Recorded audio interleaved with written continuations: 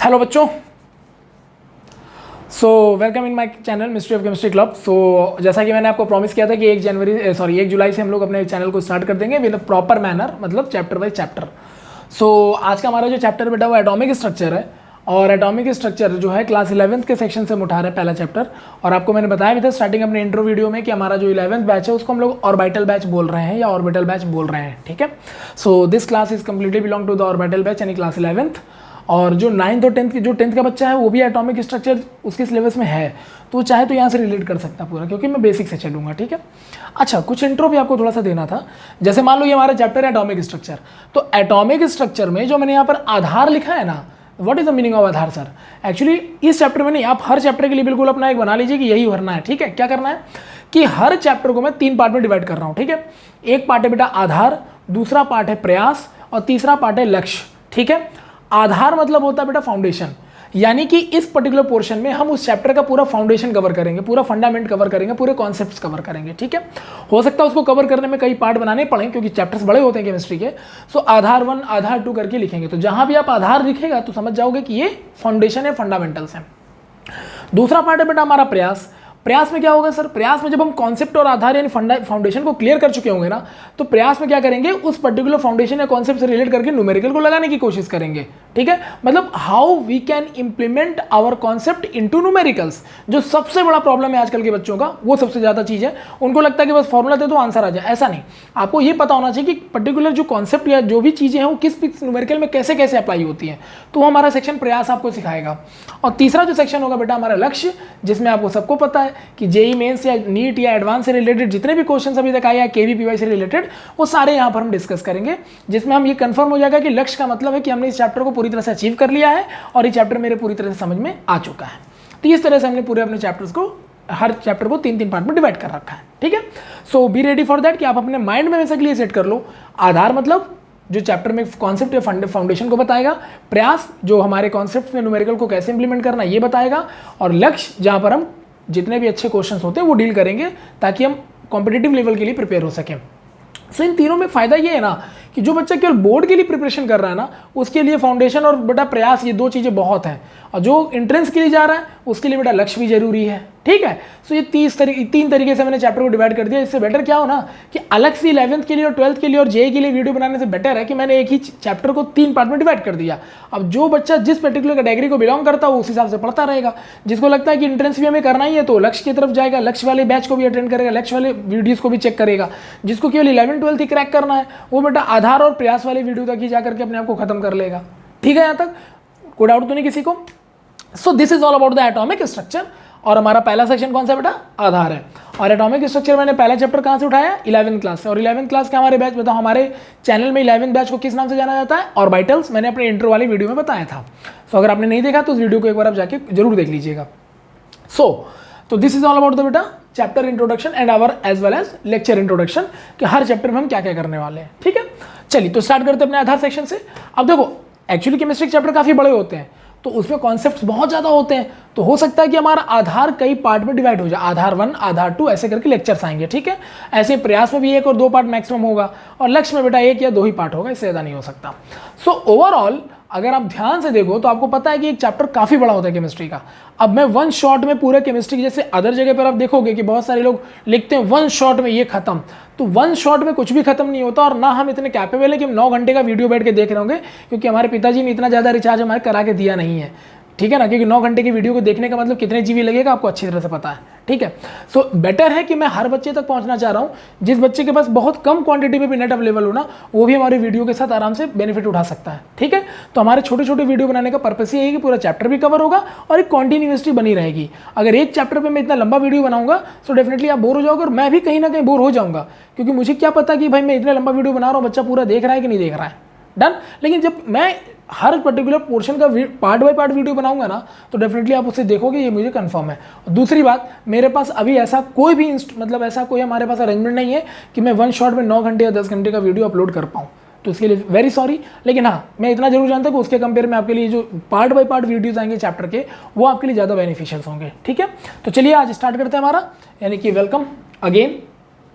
जो भी बच्चे इस चैनल से जुड़े हुए हैं उनका बहुत बहुत थैंक यू। और बाकी अपने साथ के दोस्तों बच्चों को बताते रहो। इस चैनल में आपको रेगुलर अपडेट मिलता रहेगा चैप्टर से related. Okay, now let's C. So atomic structure यानी इसका पहला सेक्शन कौन सा बेटा? आधार। ठीक है, तो आधार का भी ये पार्ट 1 है, क्योंकि एटॉमिक स्ट्रक्चर काफी अच्छा खासा और बड़ा चैप्टर है। ठीक है, और इसका इंपॉर्टेंस भी है क्योंकि देखो इस चैप्टर से ना कॉम्पिटेटिव एग्जाम में क्वेश्चंस नहीं आते हैं, समझ रहे हो? आएंगे तो 1 या 2 मैक्सिमम आएंगे, इससे ज़्यादा नहीं आते। लेकिन इस चैप्टर का इंप्लीमेंटेशन लगभग केमिस्ट्री का हर चैप्टर में आपको दिखने को मिलेगा। तो इस वजह से ये बेटा हमारे चैप्टर की पूरी केमिस्ट्री का एक तरीके से फाउंडेशन चैप्टर है ये।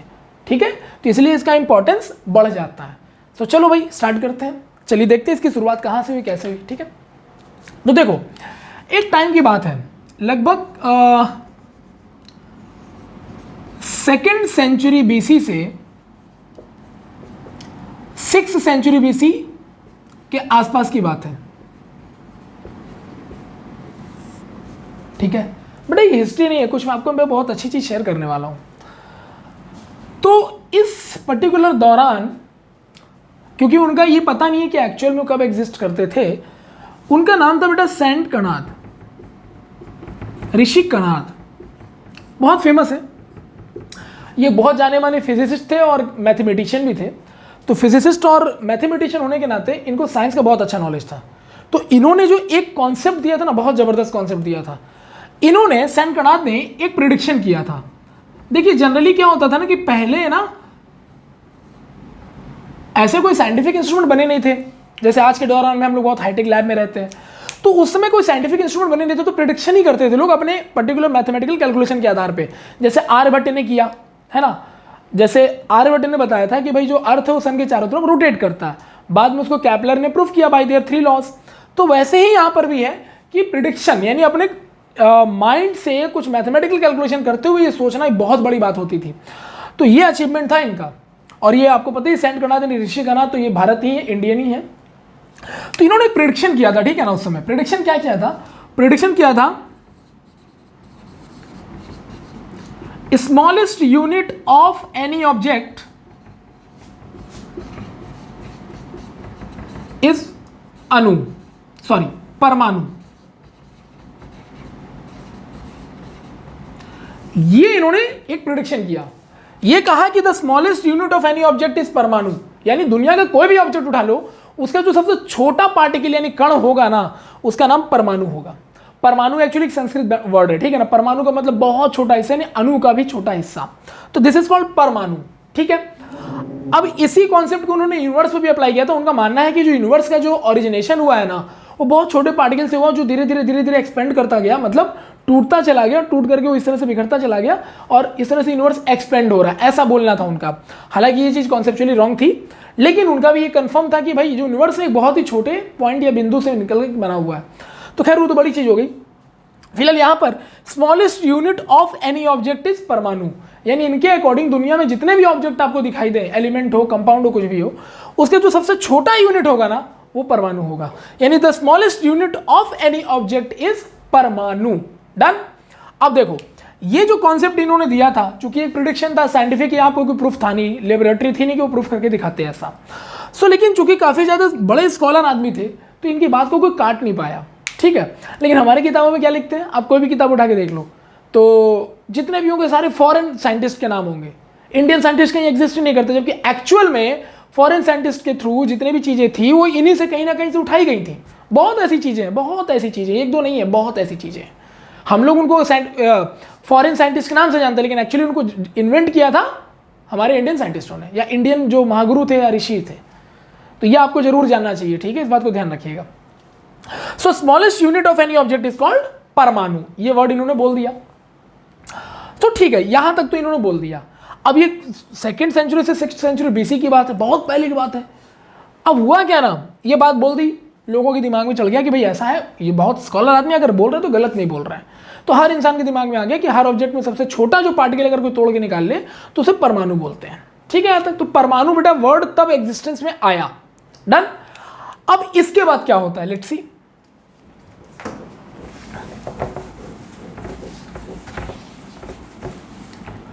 तो देखिए इसके बाद ये होता है कि बात आती है लगभग 18 सेंचुरी के आसपास की। ठीक है ना, लगभग लगभग 18th सेंचुरी के आसपास की। सो 18th सेंचुरी के आसपास हमारे पास एक जो बहुत फेमस नाम है, आप जानते ही हो, 9th वाले बच्चे शुरू करते तो उनका नाम लेना, डॉक्टर जॉन डाल्टन, है ना। ये इसका नाम आप लोग जानते हो, इनका नाम आप लोग सभी लोग जानते हो। तो डॉक्टर जॉन डाल्टन आते हैं। अब हालांकि नहीं केवल डाल्टन ही नहीं, उसके पहले भी बहुत सारे मतलब इंग्लिश साइंटिस्ट थे जिन्होंने कणाद के कॉन्सेप्ट या उनके दिए गए चीज़ों पर रिसर्च किया था। ठीक है, हमारा भारत 200 साल अगर गुलाम रहा है ना, तो उसका फायदा हम लोगों ने उनको मिला है। जितने हमारे नॉलेज या चीज़ें थी सब वो लोग के लेके जाए और अपना नाम रख दिया चुपचाप, और कुछ नहीं। ठीक है, सो देखो डॉक्टर जॉन डाल्टन थे। तो डॉक्टर जॉन डाल्टन आए और उन्होंने कहा कि मैं एक नई चीज़ लेके आया हूँ। तो डाल्टन से पूछा गया क्या लेके आए हो। तो डाल्टन जब जिस समय 18th सेंचुरी के आसपास उसमें लैबोरेटरी थोड़ी सी वैलिड थी कहीं ना कहीं, तो ये कहते कि मैं एक चीज़ लेके आया हूँ। तो इनसे पूछा गया क्या लेके आए हो। तो इन्होंने बोला, ध्यान से सुनिएगा बड़ा मजा आएगा, इन्होंने बोला कि smallest particle of any object is atomos. इन्होंने क्या बोला कि किसी भी ऑब्जेक्ट का जो सबसे स्मॉलेस्ट पार्टिकल होता है ना, ध्यान से सुनिएगा, किसी भी ऑब्जेक्ट का जो सबसे स्मॉलेस्ट पार्टिकल होता है ना, किसी भी ऑब्जेक्ट का जो सबसे स्मॉलेस्ट बेटा पार्टिकल होता है ना, उसको नाम दिया इन्होंने एटमोज। अब एटमोज इसलिए बेटा क्योंकि 18th सेंचुरी के टाइम की बात है, उस समय हम लोग लैटिन लैंग्वेज का यूज करते थे। तो लैटिन लैंग्वेज में एटमोज का मतलब होता है बेटा नॉट ब्रेकेबल, जिसको तोड़ा नहीं जा सकता। और बात सही है, जब वो आदमी खुद ही कह रहा है कि ऑब्जेक्ट का वो सबसे छोटा पार्टिकल है, तो उसको कैसे तोड़ दोगे, तो नहीं टूट सकता, तभी तो सबसे छोटा बोला गया। इसलिए उनको लैटिन लैंग्वेज में क्या बोला गया बेटा, एटमोज। यही एटमोज आज हम लोग किस नाम से जानते हैं बताओ, एटम्स। एटम्स का बेटा मतलब एक्चुअली है, मतलब केमिस्ट्री में हर पर्टिकुलर एक वर्ड का मीनिंग है, कुछ भी हवा में नहीं है बेटा, समझ रहे हो ना। इन्होंने बोला 18th सेंचुरी में आके कि भैया the smallest particle of any object is called atomos. अब एटमोज क्या था, एटम्स जो कि ब्रेक नहीं हो सकते। तो डाल्टन ने जब ये बात बोली ना, तो लोगों ने कहा कि यार, अब जो कि सेकंड से लेके 6th सेंचुरी बीसी के आसपास कणाद ने भी सेम यही बात बोला था। उन्होंने परमाणु वर्ड यूज किया था, इन्होंने क्या वर्ड यूज किया बेटा, एटम्स। और आपको सच्चाई बताऊं, एटम्स और परमाणु, यानी परमाणु is the actual the Hindi और संस्कृत मीनिंग ऑफ एटम्स। अब बताओ क्या डाल्टन को सपना आया था, या वो कणाद ऋषि से मिलने गए थे, खुद 18th सेंचुरी में आए थे, कणाद ऋषि बेटा 2nd 6th BC में थे, तो क्या उनसे मिल के आए थे, या कणाद ऋषि उनके सपने में आए थे, या वो मिलने गए थे उनसे। अब आप अंदाजा लगा लो कि क्या है। तो हमारी किताब में शुरू कहां से होता बेटा, डाल्टन से, जबकि एक्चुअल कौन थे, कणाद। ठीक है, तो नॉट ब्रेकेबल, तो एटम्स मतलब परमाणु, समझ में आ ही गया होगा आपको। तो इन्होंने ये स्टेटमेंट दे दिया। तो लोगों ने, अब यहाँ देखो 18th सेंचुरी के टाइम में ना लोग थोड़ा काफ़ी डेवलप हो चुके थे, और लेबोरेटरी भी थी, साइंटिफिक लेबोरेटरीज, तो रिसर्च होता ही था। तो इनसे बोला गया कि अगर तुम इतना ही कॉन्फिडेंट हो कि तुम ऐसा कुछ हुआ है या तुम ऐसा कुछ ढूंढे हो, तो क्या तुम ये बात प्रूफ कर सकते हो, क्योंकि अगर तुम प्रूफ नहीं कर पाए तो फिर तुम्हारे कॉन्सेप्ट का कोई लॉजिक थोड़ा ना, ऐसे तो कोई भी आ गया आगे कुछ भी बोल के चल देगा, तो मान लेंगे। तो डाल्टन ने कहा यस आई कैन। तो डाल्टन ने पूछा क्या करो, करके दिखाओ कैसे करोगे। तो फिलहाल ये क्लियर है सभी को, डन, ठीक है।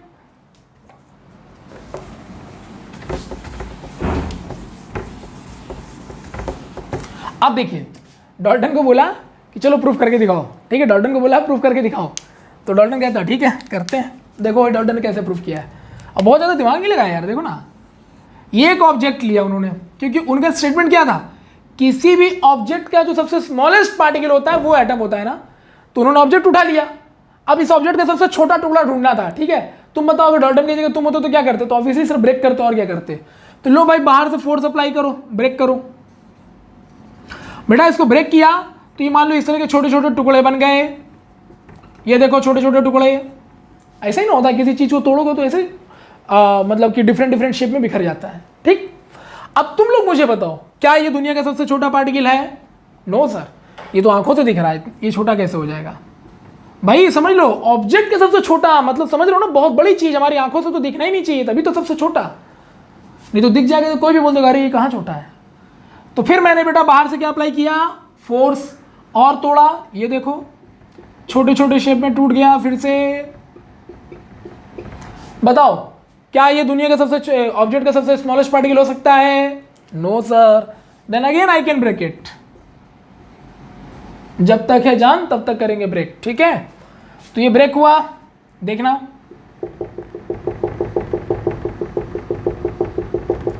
बताओ क्या ये दुनिया का सबसे छोटा पार्टिकल है? नो सर, आंखों से दिख रहा है। और ब्रेक होगा, जब तक है जान, जब तक है जान तब तक लगे रहेंगे, ठीक?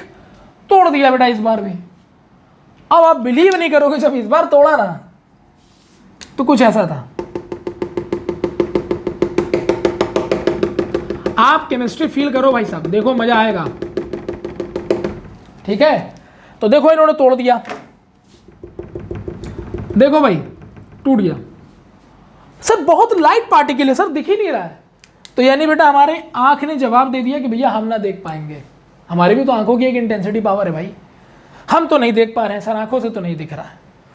तो डाल्टन को लगा अरे आंखों से दिखना बंद, इससे छोटा कुछ हो ही नहीं सकता। जब आंखों से नहीं दिखेगा तो टूटेगा कैसे? तो इससे छोटा कुछ नहीं हो सकता। तो डाल्टन सोच रहे थे कि बस यहीं पर खत्म करो, बोलो यही सबसे छोटा है। लेकिन हुआ ये ना कि लगभग उसी समय की बात है, लगभग 1726 के आसपास, यानी 18th सेंचुरी में ही एक साइंटिस्ट है बेटा जिनका नाम था रॉबर्ट हुक। ये तो नाम सभी लोग जानते भी होंगे, खास करके बायो वाले सारे जानते होंगे। रॉबर्ट हुक ने क्या किया था? तो सर रॉबर्ट हुक ने ना माइक्रोस्कोप डिस्कवर किया था। क्या डिस्कवर किया था बताओ? माइक्रोस्कोप। याद है? सेल की डिस्कवरी करने के लिए। तो भाई माइक्रोस्कोप आ गया था और उस समय डाल्टन भी लगे हुए थे अपने कॉन्सेप्ट पे। तो डाल्टन को लगा ना कि ये आंखों से दिख नहीं रहा, तो यही सबसे छोटा पार्टिकल है। लेकिन उधर बेटा रॉबर्ट हुक खड़े थे। रॉबर्ट हुक बोले बेटा मेरे पास माइक्रोस्कोप है, तुम बोलोगे कि सबसे छोटा, मैं लगा दूंगा माइक्रोस्कोप, बेटा ये बड़ा हो जाएगा, तुम फंस जाओगे। तो इनको लगा कि बात तो सही कह रहा है यार, अगर मैं सबसे छोटा पार्टिकल बोलते तो कोई भी गली मोहल्ले का आकर के माइक्रोस्कोप लगा देगा, बोलेगा कहा तुम तो झूठ बता रहे थे। तो इन्होंने अपने डाउट को दूर करने के लिए माइक्रोस्कोप का इस्तेमाल किया। मतलब ये उस पार्टिकल तक पहुंचने वाले थे जिस तक कोई ना पहुंच पाया हो ना, सबसे स्मॉलेस्ट। तो इन्होंने लगा दिया बेटा यहाँ पे माइक्रोस्कोप। सही है? तो जब माइक्रोस्कोप लगाया ना, अब बिलीव नहीं करोगे ये पार्टिकल इतने बड़े बड़े दिखाई दे रहे थे, ये देखो। क्योंकि माइक्रोस्कोप का काम है क्या? स्मॉलेस्ट चीजों को बड़ा करके दिखा देना। तो इतने बड़े बड़े दिखाई देने लगे, ठीक है? तो अब इनका दिमाग खुला रहे यार, बताओ मैं अगर इसको सबसे छोटा बोल देता तो कोई भी हमारा आके बैंड बजा देता। इन्होंने कहा नहीं, ब्रेक तो करना पड़ेगा। फिर बेटा इन्होंने बाहर से फोर्स लगाया। अब चूंकि आंख से अगर नहीं दिख रहा है तो फोर्स कैसे लगेगा? हीट अप्लाई कर देंगे, हीट से भी तो चीजें टूट सकती हैं। बेटा अब की बार देखो क्या हुआ। अब की बार ना कुछ ऐसा सिचुएशन हुआ, देखना ध्यान से है।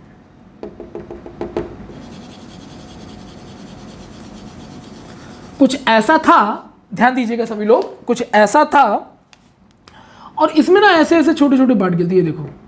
मतलब कुछ क्लाउड जैसा था, समझ रहे हो? मतलब धुंध जैसा था और उसमें बहुत छोटे छोटे पार्टिकल्स थे। बेटा जब ये आंख से नहीं दिख रहा तो ये तो आंख से दिखने से रहा, ठीक है? तो बिल्कुल ही नहीं दिख रहा, मतलब धुंध जैसा है बिल्कुल, कुछ दिख ही नहीं रहा है। तो माइक्रोस्कोप लगाया फिर से भाई साहब इन्होंने, फिर से इनको अपने आप पे डाउट था कहीं देखना जाए, है ना? तो लगाया माइक्रोस्कोप। आप बिलीव करोगे बेटा माइक्रोस्कोप जो उस समय की सबसे बड़ी मतलब डिस्कवरी थी, जो सबसे छोटे पार्टिकल को दिखा सकती है, माइक्रो पार्टिकल्स को दिखा सकती है, जब ये लगाया ना बेटा, ये पूरा जो था ना, ये पूरा का पूरा एक क्लाउड दिखाई दे रहा था। क्लाउड मतलब बेटा बादल जैसा, ठीक है ना? पूरा क्लाउड जैसा दिखाई दे रहा था। मतलब माइक्रोस्कोप भी उसके इतने टाइनी पार्टिकल्स थे कि वो क्लाउड के फॉर्म में थे, दिख ही नहीं रहे थे। तब लगा डाल्टन को कि यार इस सेंचुरी का सबसे बड़ा डिस्कवरी माइक्रोस्कोप, वो नहीं इसको देख पा रहा तो इंसान तो खैर बहुत दूर की बात है। और उस समय कोई साइंटिफिक इंस्ट्रूमेंट और था भी नहीं, तो उस समय का सबसे बड़ा इंस्ट्रूमेंट माइक्रोस्कोप, जब वो इसे शो नहीं कर पा रहा, इसका मतलब इससे छोटा पार्टिकल होना संभव नहीं है, क्योंकि जिसको माइक्रोस्कोप नहीं देख सकता उससे छोटा क्या हो सकता है? तो बस बेटा इसी को, इनमें जो क्लाउड में जो छोटे छोटे पार्टिकल, जिन छोटे छोटे पार्टिकल से क्लाउड बना होगा, उसी को इन्होंने एस्टिमेट करके बोला कि बेटा यही है एटम्स या एटमोस, जो ब्रेक नहीं हो सकते। क्यों? क्योंकि इससे छोटा पॉसिबल ही नहीं, क्योंकि माइक्रोस्कोप वहीं पर, माइक्रोस्कोप की लिमिट जहां खत्म है, नहीं उससे छोटा कुछ हो ही नहीं सकता। इनका ऐसा मानना था। इस तरह से बेटा इन्होंने माइक्रोस्कोप के थ्रू हेल्प से, सजेशन से एटम की डिस्कवरी की, और तब जाके ये बोल पाए कि यस, किसी भी ऑब्जेक्ट को तुम अगर ब्रेक करते हो, किसी भी मैटर को अगर तुम ब्रेक करते हो, तो उसमें जो सबसे छोटा पार्टिकल होगा वो एटम ही होगा और कुछ नहीं हो सकता। और ये भी क्लियर हो गया कि दुनिया का हर ऑब्जेक्ट या मैटर एटम से ही बना होता है, ऐसा इनका मानना था। Sure in short? So this is all about the बेटा experimental analysis of the Dalton. तो डाल्टन ने जो स्टेटमेंट दिया ना कि the smallest particle of any object is atom, वो कैसे आया? तो बेटा वो ऐसे आया। डन? श्योर? सो प्लीज यहां पर वीडियो पॉज करके जरूर अच्छे से डायग्राम को नोट करिएगा। और आप लोगों से एक रिक्वेस्ट है, जब भी आप हमारे वीडियो को चेक करें तो कोशिश करिए फुल स्क्रीन में देखने का, तो ज्यादा मजा आएगा आपको। ठीक है यहां तक? So everything it is clear to all of you now. So ये था बेटा एटम्स को लेकर डिस्कवरी का concept. Okay, now let's see. तो डाल्टन ने जब ये कॉन्सेप्ट दिया, यानी पूरा एक्सपेरिमेंट से सिखाया, तब जाकर के जो बाकी लोग थे ना, या बाकी जो साइंटिस्ट थे, देखो क्या होता है ना, साइंटिस्टों में जेलसी बहुत होती है।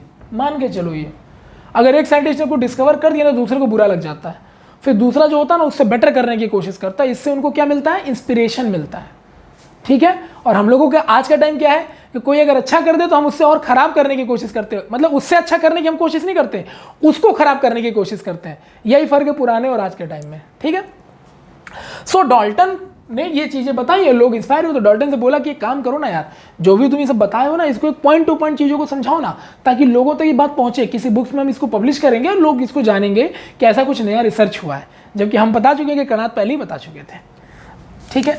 तो अब बेटा ये जो छोटे छोटे पॉइंट्स यहां पर आते हैं ना, इसी को बेटा नाम दिया गया है डाल्टन्स एटॉमिक थ्योरी। इसी को नाम दिया गया डाल्टन्स एटॉमिक थ्योरी। क्या है डाल्टन्स एटॉमिक थ्योरी में? तो अभी आपने जो एक्सपेरिमेंट किया उसके हिसाब से जितने पॉइंट बन सकते सारे पॉइंट लिख दो। तो बताओ पहला पॉइंट क्या लिखेंगे? तो पहला ही पॉइंट ये था कि उनके अकॉर्डिंग जो डिस्कवरी से ये पता चला कि smallest particle of any object, smallest particle of any object is atom. ठीक है? कोई डाउट तो नहीं है? किसी भी ऑब्जेक्ट का जो सबसे छोटा पार्टिकल होता है कौन होता है बेटा? एटम। दूसरा क्या निकला? उन्होंने चेक किया तो एटम ब्रेक नहीं हो रहा था। क्यों? क्योंकि वही सबसे छोटा पार्टिकल है। तो इसका मतलब atoms are not breakable.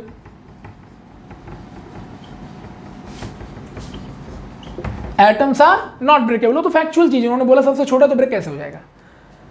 Third one, all matter compound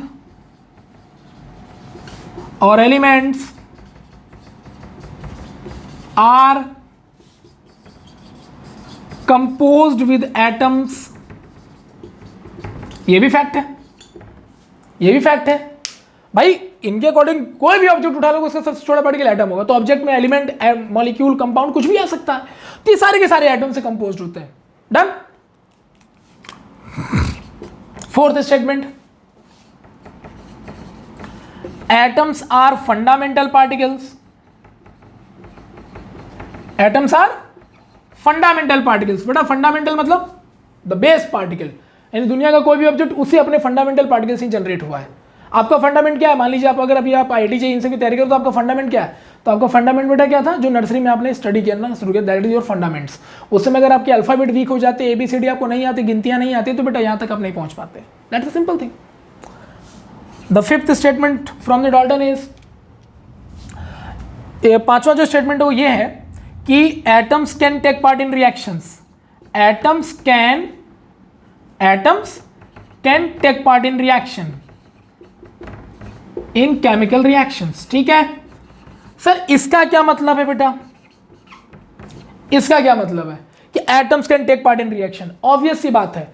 देखो जब भी कोई ऑब्जेक्ट या एलिमेंट या कंपाउंड रिएक्शन करेगा, ठीक है, तो जब तक उसका फंडामेंटल पार्टिकल चेंज नहीं होगा, ऑब्जेक्ट अपनी प्रॉपर्टी कैसे चेंज कर देगा?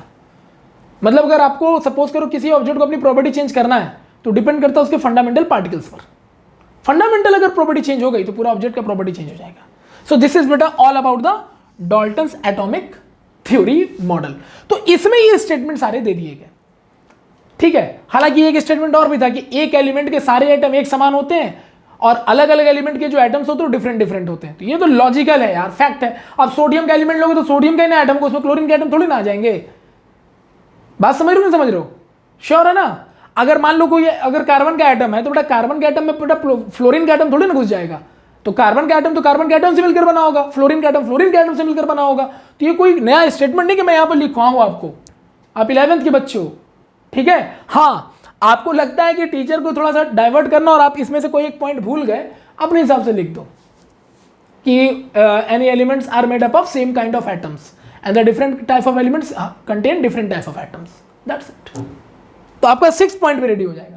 हालांकि इस स्टेटमेंट तुम कुछ भूलोगे नहीं, क्यों? क्योंकि सब कुछ मैंने एक्सपेरिमेंट से निकाला है। एक्सपेरिमेंट में ही पता चला कि smallest particle of any object is atom होता है। एक्सपेरिमेंट से ही पता चला कि एटम्स टूट नहीं सकते।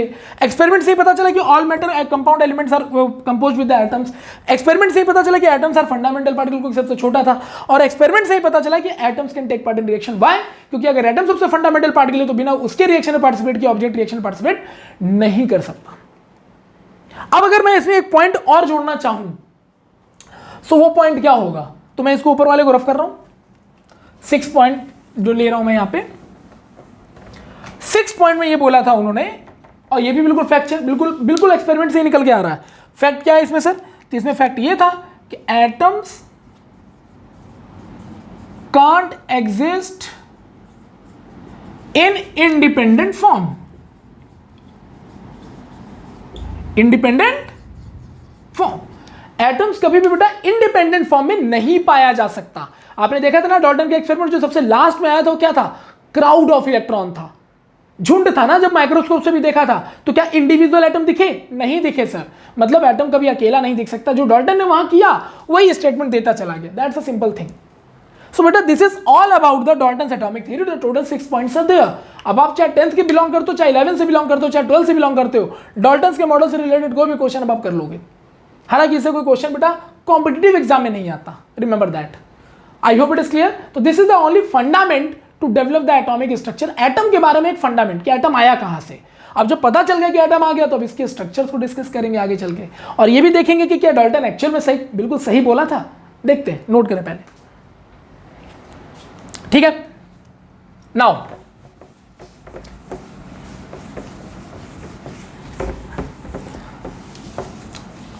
अच्छा आगे देखते हैं। डाल्टन ने जब ये दिया ना एक्सपेरिमेंट तो डाल्टन सब बिल्कुल फूल गया।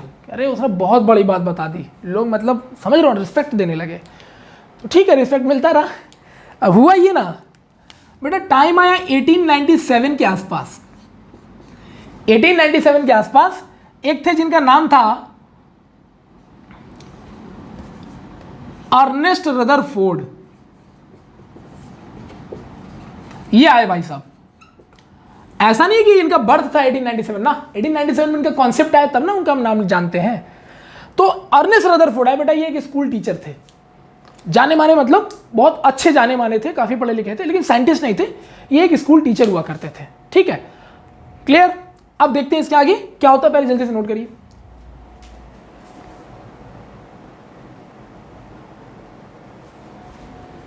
सो अर्नेस्ट रदरफोर्ड, नोट हो गया होगा। अर्नेस्ट रदरफोर्ड जो थे ये एक स्कूल टीचर, तो बहुत जाने माने थे, मतलब काफी कुछ ही अच्छा खासा जानते थे, नॉलेजेबल थे। तो अर्नेस्ट रदरफोर्ड ने ना डाल्टन के मॉडल पर क्वेश्चन मार्क उठा दिया। क्यों? अरे डाल्टन कहता दुनिया का सबसे छोटा पार्टिकल कौन है? एटम। रदरफोर्ड कहते कैसे मान लें? अब ये बताओ यार, कोई आकर के बोलेगा ये दुनिया का सबसे छोटा मार्कर है जो सर यूज कर रहे हैं, ये क्या बकवास बात है? इससे छोटा मार्कर भी तो पॉसिबल है ना।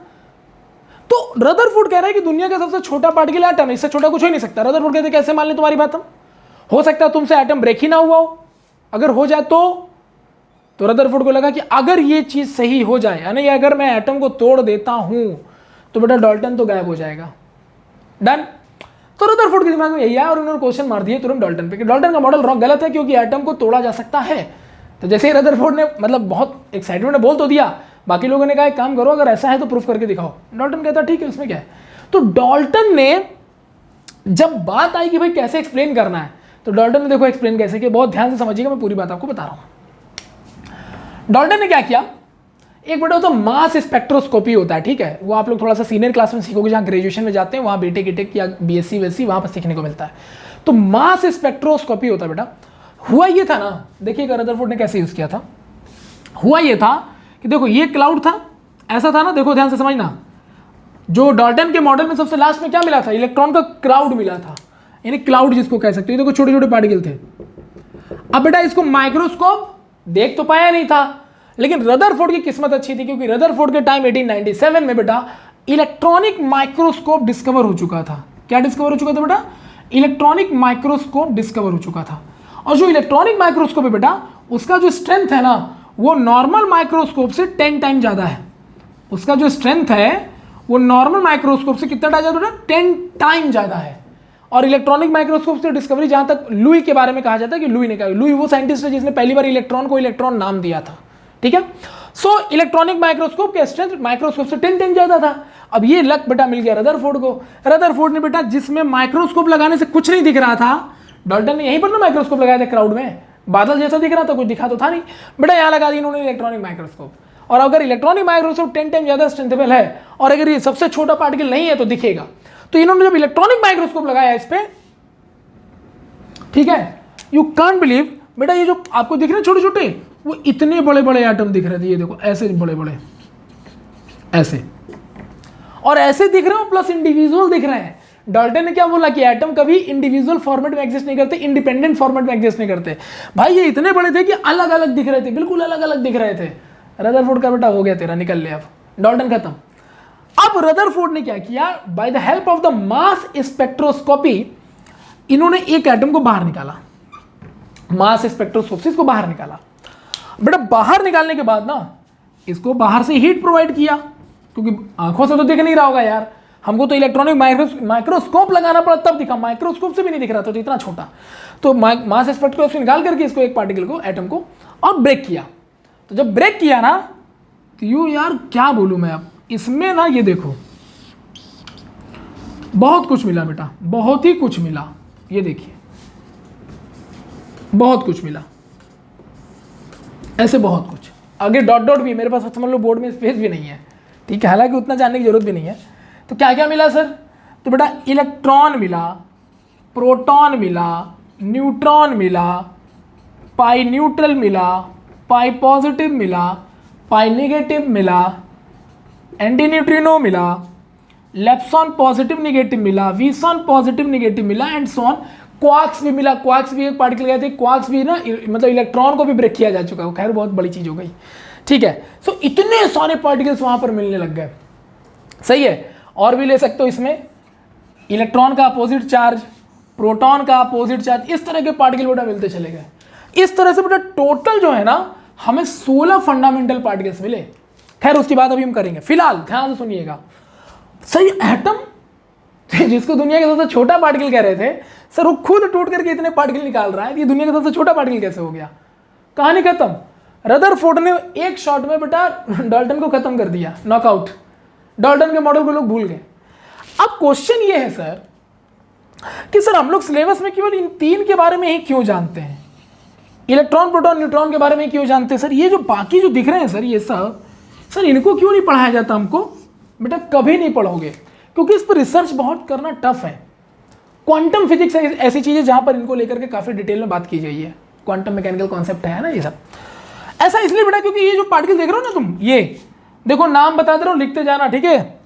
ये बेटा एंटी प्रोटॉन है, क्योंकि प्रोटॉन पॉजिटिव होता है तो उसका उल्टा तो एंटी प्रोटॉन। बेटा ये जो तीनों दिख रहे हैं तुमको, इनको मेसन्स कहा जाता है, MESSON, इनको मेसॉन कहा जाता है। तो जैसे पाई न्यूट्रल मेसॉन, पाई पॉजिटिव मेसॉन, पाई निगेटिव मेसॉन, ठीक है बेटा। ये क्या है, ई इलेक्ट्रॉन का अपोजिट है तो उसको एंटी इलेक्ट्रॉन मत बोलता ना, ये पॉजिट्रॉन कहलाता है। क्या कहलाता है बेटा, पॉजिट्रॉन कहलाता है। क्या कहलाता है बताओ, पॉजिट्रॉन कहलाता है, ठीक है बेटा। ये एंटी न्यूट्रिनो हो गया, ये लेप्सॉन पॉजिटिव, लेप्सॉन नेगेटिव, वीसॉन पॉजिटिव, वीसॉन नेगेटिव, बाकी इन तीनों को तुम जानते हो। अब ये नहीं है कि सारा कुछ रदरफोर्ड ने ढूंढ डाला था ना, रदरफोर्ड ने केवल एटम तोड़ा था। रदरफोर्ड को कुछ नहीं पता था कि टूटने के पे क्या क्या निकल गया। रदरफोर्ड का टारगेट ही था डाल्टन को टारगेट कर रखा था ना, किसको खत्म करना है, डाल्टन को हराना है। लेकिन भाई जब उन्होंने एटम तोड़ा तो खाली इतना बता पाए कि एटम टूटता है। रदरफोर्ड ने क्या बोला था, एटम्स आर, डाल्टन ने क्या बोला था, एटम्स आर नॉट ब्रेकेबल। इन्होंने तोड़ दिया ना बेटा, डाल्टन को कहानी खत्म कर दी। लेकिन जो टूट करके बना ये सब, रदरफोर्ड को कुछ नहीं पता था, ठीक है। अब जैसे तुमको मैं एग्जांपल देता हूं ना कि बेटा जो इलेक्ट्रॉन है इसकी डिस्कवरी कब हुई है, 1898 में हुई है।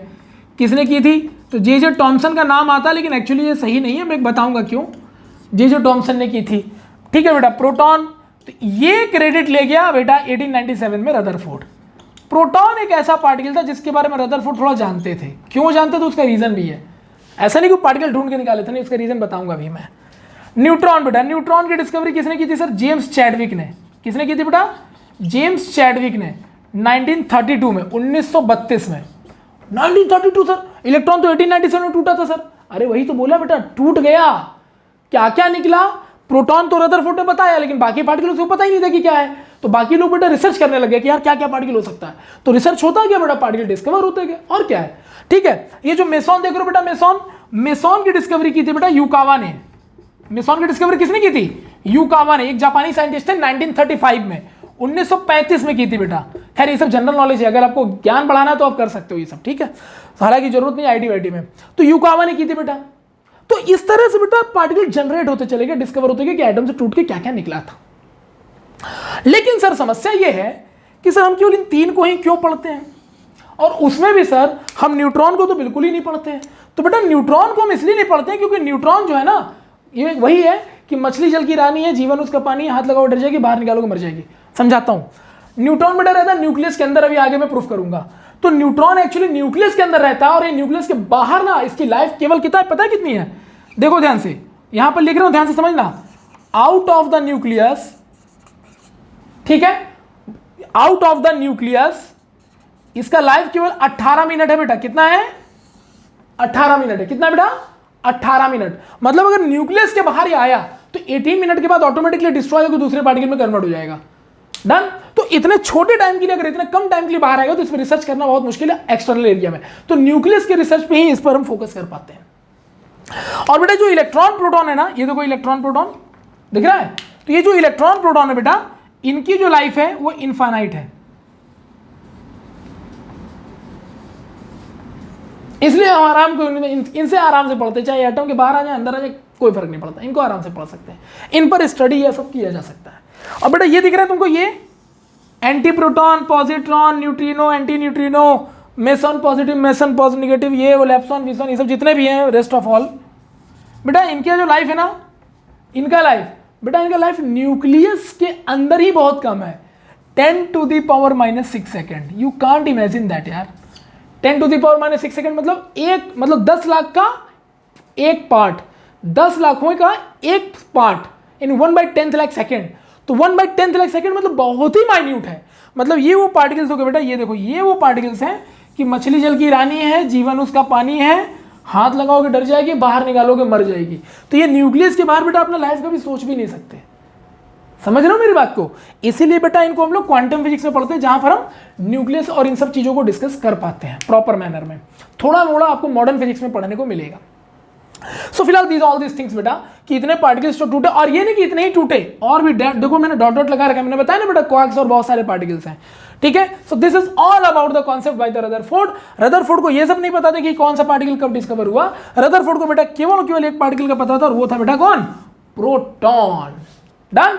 सो this is all about the, कि कंफर्म हो गया कि डाल्टन का मॉडल बेटा हमें डिस्कस नहीं करना है, डाल्टन बकवास था।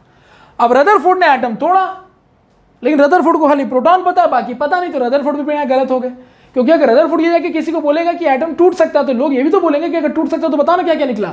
अब वो खाली प्रोटॉन बताएगा तो बेटा खुद ही फंसेगा। तो खैर उसको देखते हैं आगे, फिलहाल इसको अच्छे से नोट करिएगा, ठीक है। हर एक चीज यहाँ डिटेल में बता दी। अगर आपसे कोई बोले कि आप बताओ फंडामेंटल पार्टिकल्स कौन है? एटम। तो आप बोलोगे no, now these are the fundamental particles ना यार, इससे छोटा यूं तो एटम के अंदर निकले हैं ये, मतलब एटम भी इससे कॉन्स्टिट्यूएंट होकर बनते हैं। तो these are the fundamental particles. तो बेटा इसीलिए आज के टाइम में ये बोला जाता है कि अगर कोई आपसे पूछे ना कि कितने फंडामेंटल पार्टिकल्स हैं हमारे पास, ध्यान से सुनिएगा, हमारे पास कितने फंडामेंटल पार्टिकल्स हैं अगर कोई पूछता है, तो याद रखिएगा अभी तक फिलहाल 16 फंडामेंटल पार्टिकल्स का नाम लिया जाता है। 16 कितने बेटा फंडामेंटल पार्टिकल्स बताओ? 16 फंडामेंटल पार्टिकल्स के नाम लिए जाते हैं, ठीक है। ये जो आपको दिख रही है these are the fundamental particles. लेकिन उनमें ज्यादातर हम फोकस इलेक्ट्रॉन, प्रोटॉन, न्यूट्रॉन के बारे में ही कर पाते हैं। बाकियों के बारे में क्यों नहीं पढ़ पाते बेटा? क्योंकि आपको पता है इनका टाइम पीरियड 10⁻⁻⁶ सेकंड है, इनका लाइफ ही नहीं है, तो बेटा पढ़ के क्या कर लेंगे? हो गया डन। सो आपको समझ में आ गया कि रदरफोर्ड ने बेटा डाल्टन को कैसे टारगेट किया और उसको डिस्ट्रॉय कर दिया। I hope it is clear to all of you, please note down. Okay, अच्छा अब देखो ध्यान से, इस तरह से डाल्टन ने रदरफोर्ड ने डाल्टन की कहानी खत्म कर दी। अब क्वेश्चन ये कि बेटा ये 1897 में आए थे कौन? रदरफोर्ड। तो इन्होंने लोगों को जैसे इन्होंने तोड़ दिया तो ये खुश हो गए, अरे मैंने तोड़ दिया, हाँ भाई मैंने तोड़ दिया, डाल्टन गलत बता रहा था, डाल्टन को हटाओ किनारे, उसका कॉन्सेप्ट ही बकवास है। तो अब पहले मुझे ये बताओ कि अगर डाल्टन से बोला गया कि भाई ठीक है चलो तूने तोड़ दिया, तो इसको पॉइंट टू पॉइंट, भाई जैसे हम लोग नहीं सबमिट करते हैं रिसर्च पेपर, तो वैसे रिसर्च पेपर सबमिट कर भाई, ठीक है, पॉइंट टू पॉइंट बता डिटेल में क्या किया तूने। अगर जब तू नहीं बता पाएगा तो भाई तेरा जो जो वो है ना मॉडल, उसको फेल कर दिया जाएगा, ठीक है। ये मैं समझाने के लिए इस तरह का वर्ड यूज़ कर रहा हूँ, ठीक है। हालांकि बहुत रिस्पेक्टेड थे अर्नेस्ट रदरफोर्ड। सो रदरफोर्ड को बोला बाकी साइंटिस्ट ने भाई सबमिट कर अपना पेपर, तो बोला ठीक है मैं पॉइंट टू पॉइंट सबमिट करता हूँ। तो रदरफोर्ड से पूछा गया चलो कर भाई। तो रदरफोर्ड का पहला पॉइंट क्या होगा तुम बताओ। तो भाई रदरफोर्ड के दिमाग में तो डाल्टन घूम रहे थे ना कि डाल्टन को खत्म करना है, तो बताओ डाल्टन का पहला स्टेटमेंट क्या था। तो डाल्टन का पहला स्टेटमेंट था सर कि atom is the smallest particle of any object. बताओ इसका होगा क्या। नो सर, ये बोलेगा नो नो नो, ये बोलेगा no, atom is not a fundamental, atom is not a smallest particle of any object because of why atoms are already constituted by fundamental particles like electron, proton and neutron। सही है, आपने लिख भी लिया होगा। तो पहला स्टेटमेंट बताओ रदरफोर्ड मॉडल का क्या होगा। अगर रदरफोर्ड अपना एटॉमिक मॉडल देता है, एटम को लेकर के बताता है, तो पहला क्या होगा कि एटम्स आर, पहला पॉइंट डाल्टन के पहले पॉइंट के अपोजिट। पहला पॉइंट डाल्टन का क्या था, smallest particle of any object is called atom. इनका पहला पॉइंट क्या होगा, no, atom is not a smallest particle of any object because of why atoms are already constituted by the fundamental particles like proton, electron, neutron, something like that. Okay, हालांकि इन सारे particles में proton को छोड़ के इनको बाकी किसी पार्टिकल का पता नहीं था। ठीक, पॉइंट नंबर 2, तो डाल्टन को टारगेट करना। डाल्टन का सेकंड पॉइंट क्या था बेटा कि एटम्स आर नॉट ब्रेकेबल। इनका क्या होगा, अरे मैंने ही तो तोड़ा है, एटम्स आर ब्रेकेबल। दिख रहा है, बिल्कुल अपोजिट करते जाओ। तीसरा स्टेटमेंट रदरफोर्ड ने बोला, डाल्टन ने बोला कि atoms can't exist in independent form. Atom कभी स्वतंत्र अवस्था में, इंडिपेंडेंट अवस्था में नहीं रह सकता। ये बोलेंगे पागल हो क्या, मैंने तो एक निकाल के तोड़ा तो इंडिपेंडेंट था तभी ना तोड़ पाए हम, दैट मीन्स तुम गलत हो। तो रदरफोर्ड का तीसरा statement atoms can exist in independent form हो गया। तो 3 स्टेटमेंट बेटा आपके रेडी हो गए, कंफर्म। तो मैं मान लेता हूं कि अगर मैं रदरफोर्ड मॉडल की बात करता हूं आपके साथ, अगर मैं रदरफोर्ड मॉडल की बात करता हूं आपके साथ बेटा, तो ये कंफर्म है कि पहला पॉइंट आपने लिख लिया होगा, दूसरा पॉइंट आपने लिख लिया होगा, तीसरा पॉइंट आपने लिख लिया होगा, है ना। मतलब जो डाल्टन के 3 पॉइंट थे स्टार्टिंग के, उसको टारगेट करके उल्टा कर दो तो रदरफोर्ड के 3 पॉइंट आ जाते, क्योंकि जो डाल्टन ने बोला उसको इसने गलत साबित कर दिया। डन। तो 3 स्टेटमेंट तो रदरफोर्ड ने डाल्टन के गलत कर दिया, और इससे कंफर्म हो गया कि डाल्टन के टोटल 6 स्टेटमेंट, तो उसमें 3 तो उसने गलत कर दिए, तो काहे का कॉन्सेप्ट खत्म। अब क्वेश्चन है कि रदरफोर्ड जब 3 स्टेटमेंट बहुत कॉन्फिडेंस से बता रहे थे ना, तो लोगों को लग गया कि बंदा केवल डाल्टन को टारगेट कर रहा है, केवल डाल्टन को टारगेट कर रहा है। तो इसने पूछा तू बता भाई तेरा क्या, तो तुमने एटम तोड़ा। तो रदरफोर्ड बोला हाँ सर तोड़ा तो है, क्योंकि होता क्या था ना, उस समय काफ़ी सारे साइंटिस्ट एक साथ ग्रुप बना के बैठते थे और वहाँ पर अपने पेपर को प्रूफ करना होता था कि जो तुमने किया वो सही किया है। ठीक है, इसको अगर आपको देखना है तो एक मूवी आई थी हॉलीवुड की, अ ब्यूटीफुल माइंड करके, जिसमें एक मैथमेटिशियन की पूरी स्टोरी दिखाई गई है। वहाँ पर आप देखोगे कि कोई मैथमेटिशियन या मान लीजिए कोई चीज़ होती है जो अपनी कोई नए कॉन्सेप्ट को डेवलप करता है, तो उसको एक पूरे ग्रुप में जाकर के जस्टिफाई करना पड़ता है। उस मूवी को एक बार आप देखिएगा, ठीक है। सो 3 स्टेटमेंट हो गया, तो साइंटिस्ट सब बैठे हुए हैं, रदरफोर्ड तीनों स्टेटमेंट दे रहे, तो बाकी लोग को लग गया कि हाँ इसने डाल्टन को तो खत्म कर दिया। अब बताओ तुम कि तुमने, अगर रदरफोर्ड से पूछा गया कि अगर तुमने एटम तोड़ा है तो बताओ तुमने एटम तोड़ा तो तुम्हें क्या क्या दिखा। तो चौथे स्टेटमेंट में बेटा रदरफोर्ड अपनी बात कहते हैं, प्लीज लिखिएगा मैं बोल रहा हूं, ठीक है। चौथे स्टेटमेंट में रदरफोर्ड क्या कहते हैं, तो चौथे स्टेटमेंट में रदरफोर्ड ये कहते हैं कि ईच एंड एवरी एटम, ध्यान से सुनिएगा, each and every atom contain a centralised positive charge density, a centralized positive charge density, a centralized positive charge density called बेटा इसको उन्होंने नाम दिया था, पहली बार ये वर्ड यूज हुआ था, न्यूक्लियस। न्यूक्लियस का बेटा लैटिन वर्ड में मीनिंग होता है सेंटर, ओके, इसलिए न्यूक्लियस बोला गया था। तो जो चौथा स्टेटमेंट था बिल्कुल ही नया था, जो कि आज तक किसी ने नहीं बताया। क्या था कि each and every atom contain a centralised positive charge density, मतलब हर एटम के सेंटर पर, ध्यान से सुनिएगा, हर एटम के सेंटर पर, हर एटम के सेंटर पर contain a centralised positive charge density, उसके सेंटर पर एक पॉजिटिव चार्ज डेंसिटी होता है भाई साहब, यानी पॉजिटिव चार्ज एक जगह इकट्ठा होता है, पूरे एटम के सेंटर पर एक जगह पॉजिटिव चार्ज इकट्ठा होता है जो उसकी डेंसिटी के लिए रिस्पॉन्सिबल होता है, बेटा उसको न्यूक्लियस कहा जाता है। तो इन्होंने जैसे ही बोला ना कि हर एटम के सेंटर पे पॉजिटिव चार्ज होता है, उसको न्यूक्लियस कहते हैं। तो लोगों ने कहा ओके ये तो नई बात बताई थी तुमने यार कि हर सेंटर पे न्यूक्लियस होता, पॉजिटिव चार्ज होता। फाइन। बोला और कुछ? बोला हाँ, पांचों पॉइंट भी है मेरे पास। बोला बता क्या बताना है? तो बोल रहा है कि whole weight of atom depend on nucleus. कह रहा है कि देखो हर न्यूक्लियस के सेंटर पे बेटा क्या होता है, सॉरी हर एटम के सेंटर पे क्या होता है बेटा, न्यूक्लियस। और पूरे एटम का जो वेट होता है ना वो उसके न्यूक्लियस पे डिपेंड करता है। तो ये क्या है? अरे ये तो यार न्यूटन का प्रिंसिपल है। न्यूटन ने तो 1686 में न्यूटन ने एक किताब लिखी थी प्रिंसिपिया 1686 के आसपास। उस बुक में उसने एक्सप्लेन किया यार, जब ग्रेविटी डिस्कवर हुई थी तो उसने बोला था कि भाई हर बॉडी का सेंटर जो होता है वो ग्रेविटी को जस्टिफाई करता है और वहीं पर पूरी बॉडी का वेट डिपेंड करता है। तो उसी कॉन्सेप्ट को उसने उठा लिया। भाई पहले उसने ये बोला कि सेंटर पर होता है न्यूक्लियस, तो अगर न्यूक्लियस सेंटर पर तो ग्रेविटी भी कहां लगेगी, सेंटर पे। तो पूरी बॉडी का वेट कहां डिफाइंड हो गया, सेंटर पे। That's it. तो पांचवा स्टेटमेंट कोई बहुत बड़ी बात नहीं थी। तो 1686 में जो प्रिंसिपिया बुक आई थी न्यूटन की, उससे ही प्रूफ हो गया था। तो देखो बेटा 3 स्टेटमेंट तो डाल्टन को गलत करने में इन्होंने लगा दिए। 5वां स्टेटमेंट बिल्कुल न्यूटन के लॉ से उठा के डाल दिया।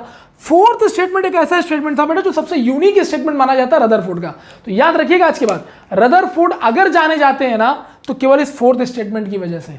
आज भी रदरफोर्ड का अगर मान लो रिकॉग्निशन है या उनको रिस्पेक्ट देते हैं लोग, तो this is the only one statement of atomic structure. क्या था कि हर एटम के सेंटर पे बेटा न्यूक्लियस होता है और उस पर पॉजिटिव चार्ज पाया जाता है। ठीक है। Now the question is that कि जब बाकी जो साइंटिस्ट बैठे तो उन्होंने देखा कि भाई ये बता तो सही रहा है, लग रहा है, तो एक काम कर भाई, प्रूफ कर। अगर तू अपनी बात को प्रूफ कर पाए तो तेरा मॉडल पास, ठीक है, और लोगों की किताबों तक पहुंचेगा, फिर लोग इसे पढ़ सकते हैं। तो इसने कहा ओके। तो पूछा कि भाई बताओ कैसे प्रूफ करोगे कि सेंटर के एटम में न्यूक्लियस होता है? बोला I can, there is no issue. तो कैसे करोगे? तो बेटा इस स्टेटमेंट को प्रूफ करने के लिए इन्होंने यूज किया अल्फा स्कैटरिंग एक्सपेरिमेंट। क्या यूज किया बेटा? Alpha scattering experiment. क्या यूज किया बताओ? Alpha scattering experiment. अब ये अल्फा स्कैटरिंग एक्सपेरिमेंट क्या होता है सर? अल्फा स्कैटरिंग एक्सपेरिमेंट बेटा हमारे आधार पार्ट 2 का हिस्सा है। आधार पार्ट 2, ठीक है। आज हम लोगों ने जो डिस्कस किया क्या था बेटा? आधार पार्ट 1।